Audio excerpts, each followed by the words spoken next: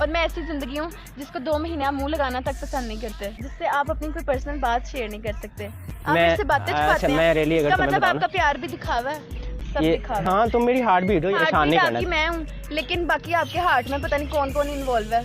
इतना सैड क्यों? सैड इसीलिए हूँ कि सिर्फ मैं और मेरा खुदा जानता है कि 2 महीने आपके बगैर कैसे गुजारे। गुजर गया है ना, मर तो नहीं गई। मेरी बात सुने, ये बात आप जानते हो कि कोई किसी के बगैर मरता नहीं है, लेकिन जो दिल में अहमियत होती है वो कम नहीं होती। मेरी मजबूरियाँ समझो।